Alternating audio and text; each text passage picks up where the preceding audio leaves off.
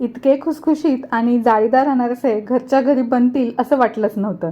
नमस्कार मंडळी, आज आपण बनवणार आहोत पारंपरिक पद्धतीचे जाळीदार अनारसे. बाहेरून एकदम खुसखुशीत आणि आतून मऊ. एक अनारसा तुम्हाला इथे तोडून दाखवते. हे बघा, अशा पद्धतीचे खूप छान जाळीदार हे अनारसे झालेले आहेत. आणि या व्हिडिओमध्ये खूप साऱ्या टिप्स दिल्या आहेत, पण त्यामुळे व्हिडिओ शेवटपर्यंत नक्की बघा. इथे बघा, अशा पद्धतीचे खूप छान असे आतून मऊसूत आणि बाहेरून एकदम छान खुसखुशीत असे हे अनारसे झालेले आहेत. आणि जाळीसुद्धा एकदम परफेक्ट अशी आलेली आहे आणि रंगसुद्धा खूप सुरेख असा आलेला आहे. तर अशा पद्धतीचे हे तोंडात टाकताच विरघळणारे अनारसे खायचे असतील तर हा व्हिडिओ नक्की बघा. आणि सगळ्यात आधी तुम्ही व्हिडिओला लाईक करा, शेअर करा. आता हे अनारसे करण्यासाठी आपल्याला लागणार आहे जुने तांदूळ. आणि हे जेवढे तांदूळ जुने असतील तितके आपले अनारसे छान असे होणार आहेत. हे तांदूळ आपल्याला 3 दिवस भिजत ठेवायचे आहेत. मी साधारण इथे अर्धा किलो इतका तांदूळ घेतलेला आहे. आता यामध्ये भरपूर असं पाणी घातलेलं आहे. तांदूळ सुरुवातीलाच आपल्याला स्वच्छ धुवून ठेवायचं आहे आणि या तांदळामधलं आपल्याला रोज पाणी बदलायचं आहे. 3 दिवस आपल्याला हे तांदूळ भिजत ठेवायचे आहेत. 3 दिवस तांदूळ छान असे भिजले गेलेले आहेत. तुम्हाला इथे दाखवते, याचा तुकडा मोडला जातोय म्हणजे तांदूळ अगदी व्यवस्थित असे भिजले गेलेले आहेत. आता या तांदळामधलं सगळं पाणी काढून घेऊया. 3 दिवस तांदूळ भिजवल्यामुळे हलकी फर्मेंटेशन होते आणि जाळी छान पडते. तर हे बघा, अशा पद्धतीने तांदूळ 2 वेळा मी धुवून घेतले, स्वच्छ केले आणि मग एका चाळणीमध्ये हे व्यवस्थित असे निथळत ठेवायचे आहेत. चाळणीमध्ये व्यवस्थित निथळले की एका सुती कापडावरती आपल्याला हे सुकत ठेवायचे आहेत, घरातच फॅन खाली. आणि ते सुद्धा खूप हे तांदूळ कोरडे होईपर्यंत नाही. तर हे बघा, अशा पद्धतीने थोडेसे तांदूळ ओलसर असतानाच आपल्याला बारीक करून घ्यायचे आहेत. तर मिक्सरच्या भांड्यामध्ये हे तांदूळ मी घेणार आहे. आता साधारण एक 15 ते 20 मिनिट किंवा जास्तीत जास्त अर्धा तासच तुम्ही हे तांदूळ सुकत ठेवा. आणि हे बघा, मिक्सरच्या भांड्यामध्ये मी घेतले आणि बारीक करून घेतले. हे बघा, अशा पद्धतीचे तांदूळ ओलसर असतानाच बारीक केल्यामुळे छान पटकन बारीक झाले. आणि त्यानंतर सोजीच्या चाळणीने आपल्याला हे तांदूळ चाळून घ्यायचे आहेत. जेवढं हे पीठ एकदम बारीक येईल तितके हे अनारसे आपले हलके आणि जाळीदार होतात. तर याच पद्धतीने हे बघा, असे सगळे हे चाळून घेतलेलं आहे पीठ. आणि जे उरलेलं आहे ते पुन्हा मिक्सरच्या भांड्यामध्ये घालायचं आहे आणि मग आपल्याला हे बारीक करून घ्यायचं आहे.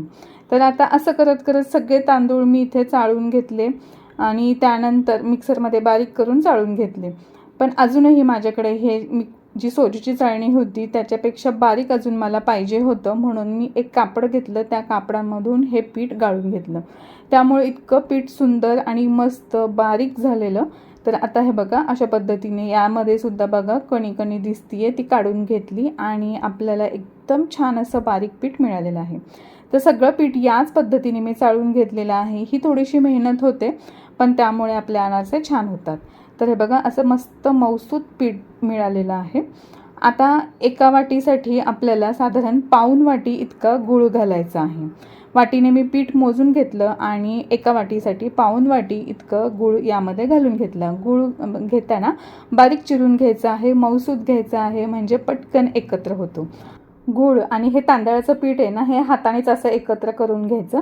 मी मिक्सरच्या भांड्यामध्ये घालून घेतलं आणि फिरवलं, पण काय झालं की मिक्सरची जी पाती आहे ती गुळाच्या ह्याच्यामुळे स्लिप झाली आणि हे मिक्सरचं भांडं बिघडलं. त्यामुळे तुम्ही असं हे मिक्सरच्या भांड्यामध्ये एकत्र करू नका, सगळं हातानेच व्यवस्थित एकत्र करून घ्या. तर फक्त बघा, पहिल्यांदा जेवढं पीठ घातलं तेवढंच ते सगळं एकत्र छान झालं. त्यानंतर दुसऱ्यांदा घातलं तर अजिबातही झालेलं नाही आहे. तर नंतर मग मी हाताने सगळं छान असं एकत्र करून घेतलं. तर हे बघा, अशा पद्धतीने हे आपलं अनारशाचं पीठ आता तयार झालेलं आहे.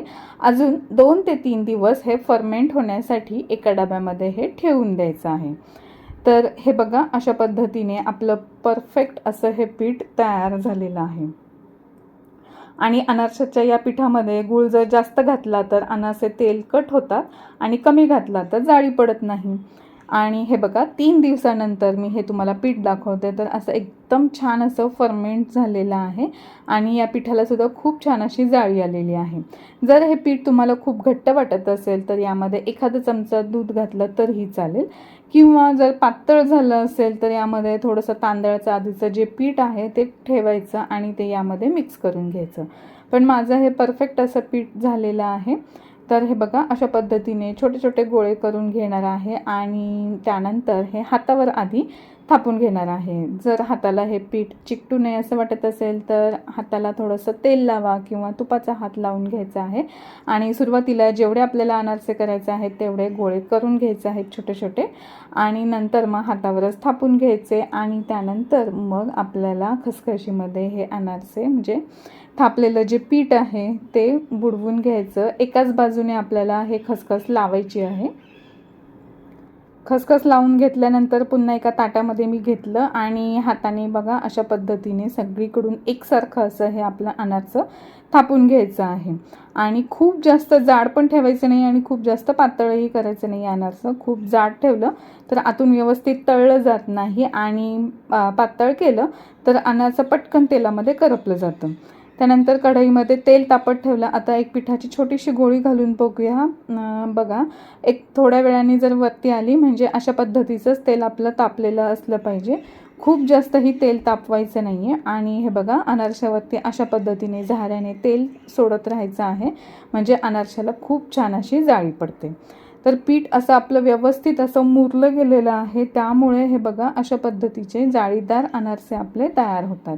आता याच पद्धतीने मी तुम्हाला अजून एक अनारसा दाखवते आणि जेव्हा अनारसा आपण तेलातून काढतो तेव्हा अजून त्याची कुकिंग प्रोसेस चालू असते म्हणजे खूप जास्त डार्क रंगावरती हे तळायचे नाही आहे.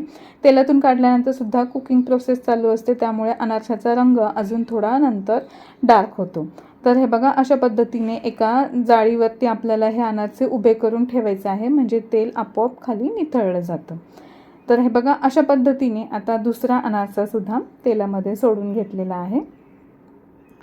तर हे बघा अशा पद्धतीने झाऱ्याने या अनारशावरती असं हळूहळू तेल सोडत राहायचं आहे. सुरुवातीला 1 मिनिटभर तरी अनारसाला हा झारा लावायचा नाही आहे किंवा तेलही लगेच सोडायचं नाही आहे. गॅसची आच मध्यम ते मंदच ठेवायची आहे. जेवढं कमी आचेवरती आपण हे अनारसे तळू तेवढे अनारसाला खूप छान अशी जाळी पडते. पण सुरुवातीचं तेल तापलेलं असलं पाहिजे. अगदी थंड तेलामध्ये जर अनारसे सोडले तर ते तेलामध्ये विरघळू शकतात. तर अशा पद्धतीने हे बघा अनारसे असे छान सोनेरी रंगावरती तळले गेल्यानंतर लगेचच काढायचे आहेत. आणि हे बघा अशा पद्धतीचे आपले हे अनारसे तयार झालेले आहेत. आणि अनारसे तळत असताना अजून एक महत्त्वाची गोष्ट की अनारसे एकाच बाजूने तळायचे आहेत. खसखशीची बाजू वर करायची आहे. खसखस तेलामध्ये सुटली जात नाही आणि वरच्या बाजूला आपल्याला झाऱ्याने तेल सोडत राहायचं आहे म्हणजे असे मस्त जाळीदार अनारसे तयार होतात. आणि अनारसे जाळीदार, हलके आणि खुसखुशीत होण्यासाठी या सगळ्या टिप्स नक्की वापरा.